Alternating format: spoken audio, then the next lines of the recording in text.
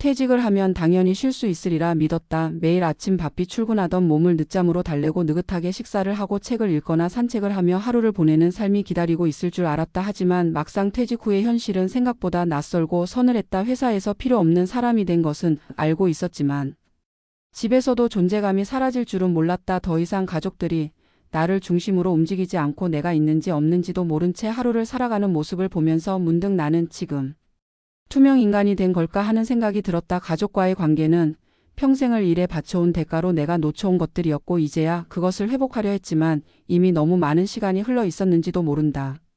첫 번째 사례는 67세의 최영수 씨다. 건설회사에서 현장 소장으로 일하며 40년을 바친 그는 은퇴 후 아내와 두 아들, 며느리와 손주가 함께 사는 대가족 속에서 조용히 생활하고 있다. 하지만 그 조용함은 평온함이 아닌 외로움이었다. 아침 식사 시간에도 아들은 스마트폰을 들여다보며 식탁에 앉고 손주는 학교 가기 바빠 인사 한마디 없이 나간다. 아내는 늦은 나이에 시작한 그림 동호회 활동으로 바쁘고 며느리와는 말조차 조심스럽다. 그는 어느 날 자신이 하루 종일 집에 있었음에도 아무도 그에게 말을 걸지 않았다는 사실을 깨닫고 혼자 웃으며 중얼거렸다. 내가 없어도 아무 일도 안 일어나네. 오랜 세월 책임감으로 버텨온 가장이었지만 지금 그는 가족의 관심 밖에서 천천히 잊혀지고 있었다.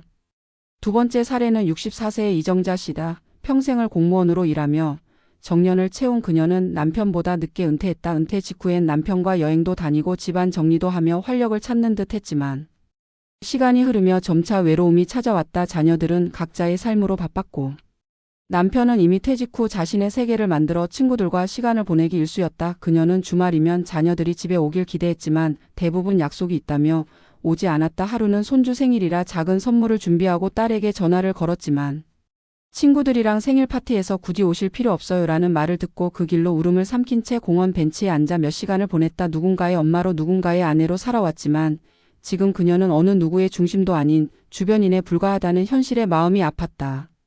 세 번째 사례는 70세의 박노식 씨다. 그는 오랜 기간 자영업을 하며 가족을 부양해왔고 퇴직 후에는 아들과 함께 살게 되었다. 처음에는 손주들과 함께 할 수 있다는 기대감에 들떴지만 곧 그 기대는 낙담으로 바뀌었다. 손주들은 그와의 대화를 어색해했고 아들은 바쁘다는 이유로 가족 모임이나 외식도 잘 하지 않았다. 집에서 TV를 보다 보면 손주가 옆에서 유튜브를 크게 틀어도 말 한마디 없이 그냥 지나갔다. 박 씨가 직접 반찬을 만들어 손주에게 주면 이거 별로 안 좋아해요 라는 말이 돌아왔고 그 순간 그는 이제 나는 누군가의 필요가 아니라 배려의 대상일 뿐이구나라고 느꼈다. 과거에는 식구들의 식사 한 끼가 내 책임이었지만 지금은 그들이 나와 밥을 먹을 이유조차 찾지 못한다는 사실이 가슴을 아프게 했다.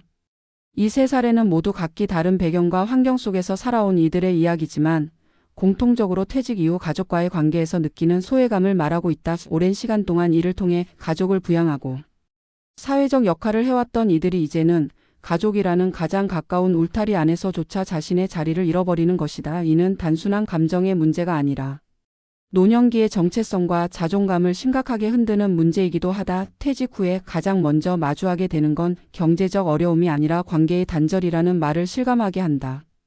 퇴직은 단지 직장을 떠나는 일이 아니냐.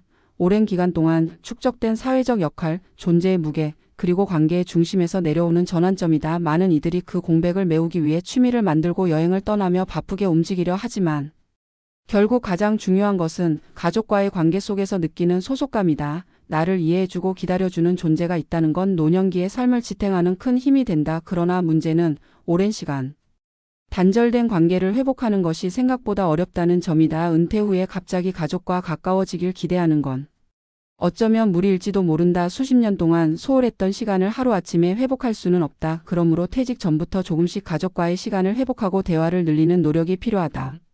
가장으로서 어머니로서 묵묵히 책임을 다해온 이들이 퇴직과 동시에 가족에게 투명 인간이 되는 일은 이제 막을 내려야 한다. 나이든 부모가 단지 부담이 아닌 여전히 살아있는 존재로 존중받기 위해선 가족 모두의 인식 변화가 필요하다. 노년기의 외로움은 단지 조용한 삶에서 오는 것이 아니다.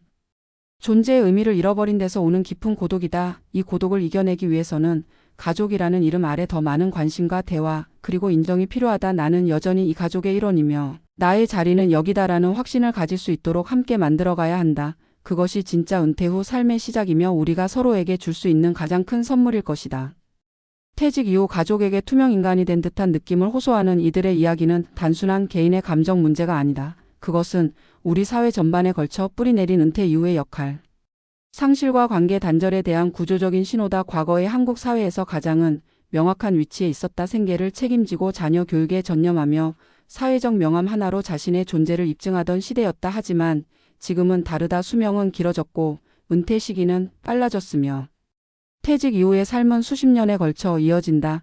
이 긴 시간을 어떻게 살아갈 것인가에 대한 사회적 논의는 여전히 부족한 반면 개인은 점점 깊은 고립 속으로 들어가고 있다. 퇴직은 단지 일에서의 해방이 아니라 존재의 역할 전환이며 이는 곧 정체성의 재정립이라는 커다란 과제를 의미한다. 직장에서의 지위와 역할이 사라진 후 사람은 자신이 무엇으로 존재하는가를 다시 묻게 된다. 과거에는 가족에게 희생과 책임의 이름으로 모든 시간과 에너지를 바쳤고 그 대가로 일종의 권위와 중심성을 부여받았지만 은퇴 후 그 권위는 가족 구성원 누구도 의식하지 않는 흐릿한 것으로 바뀌며 중심에서 변두리로 밀려나게 된다. 이는 남성뿐 아니라 여성에게도 동일하게 적용된다.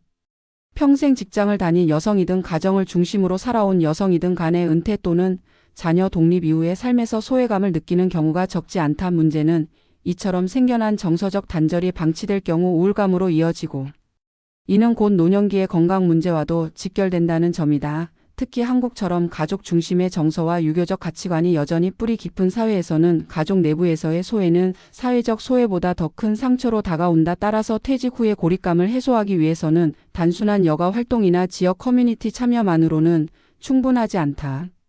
가장 우선되어야 할 것은 가족 내에서의 역할 재정립이다. 이를 위해선 먼저 퇴직자가 기존의 권위 중심적 사고방식에서 벗어나야 한다. 가령 내가 너희를 위해 평생 고생했는데라는 태도는 대화의 문을 닫게 만든다. 대신 앞으로 우리는 어떤 방식으로 함께 살아갈 수 있을까라는 열린 자세가 필요하다. 이는 곧 가족과의 관계를 새롭게 시작하는 마음가짐이며 스스로도 변화를 받아들여야 가능한 일이다. 가족 역시 마찬가지다. 부모는 여전히 보호자이자 조언자이지만 동시에 이제는 삶의 후반기를 함께 살아가는 동반자로 인식되어야 한다. 나이든 부모가 단지 돌봄의 대상이나 부담의 존재가 아닌 함께 시간을 나누고 배움을 나누는 이들로 자리매김할 수 있어야 한다. 이를 위해 가족 구성원 간의 소통 방식이 바뀌어야 한다. 일상적인 안부나 관심 표현이 단절되지 않도록 하고 사소한 결정에도 함께 의견을 묻는 등의 배려가 관계 회복의 시작점이 된다. 가령 식사 메뉴를 고를 때 부모의 입맛을 고려한다든지 가족 모임 장소를 함께 의논하는 것 같은 작은 행동들이 노년기 부모에게는 존재감을 회복하는 큰 계기가 된다. 또한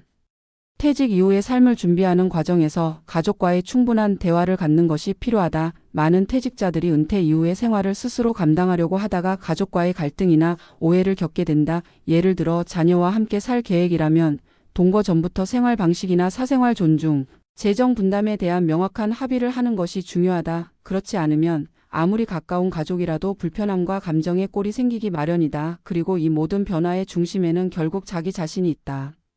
퇴직자가 은퇴 후에도 계속해서 자기만의 역할과 목표를 설정하고 활동을 이어가는 것이 중요하다. 그것은 비단 경제적 활동에 국한되지 않는다. 작게는 손주 돌보기나 지역 도서관 봉사부터 크게는 글쓰기 취미나 노인 대학 참여까지 삶의 맥을 이어가는 방식은 다양하다. 이러한 활동이 외부와의 접촉을 늘리고 자존감을 회복시키는 동시에 가족들에게도 여전히 활기차고 생동하는 사람이라는 인상을 심어주는 효과를 낳는다. 나아가 사회적으로도 퇴직자들의 삶을 지원하고 재조명할 수 있는 구조적 장치들이 필요하다. 지금은 노인 일자리 정책이 주로 단기 아르바이트성 일자리에 집중되어 있지만 보다 중장기적이고 자기개발 중심의 프로그램이 필요하다. 은퇴자들이 본인의 경험과 지식을 활용할 수 있도록 멘토링 시스템을 구축하거나 공공기관과 연계된 지역 내 활동의 기회를 확대하는 것이 한 방안이 될 수 있다.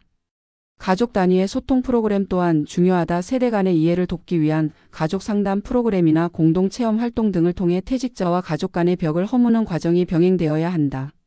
결국 퇴직 후 가족 내 투명 인간이 되는 문제는 단순히 한 사람의 외로움에 그치지 않는다. 그것은 우리 사회가 고령화와 함께 맞이하게 될 집단적 과제이며 지금부터 준비하지 않으면 수많은 이들이 은퇴 후 깊은 소외와 단절 속에 살아가게 될 것이다. 우리는 이제 더 이상 퇴직을 삶의 끝이 아닌 새로운 전환점으로 인식해야 한다. 그 전환이 부드럽고 의미 있게 이어지기 위해서는 퇴직자 스스로의 변화와 가족의 수용, 그리고 사회의 제도적 뒷받침이 함께 이루어져야 한다. 그럴 때 퇴직 이후의 삶은 투명 인간이 아닌 진짜 사람으로 다시 살아나는 시간으로 바뀔 수 있다. 이 변화는 결국 한 개인의 구원이 아니라 우리 사회 전체의 품격을 높이는 길이기도 하다.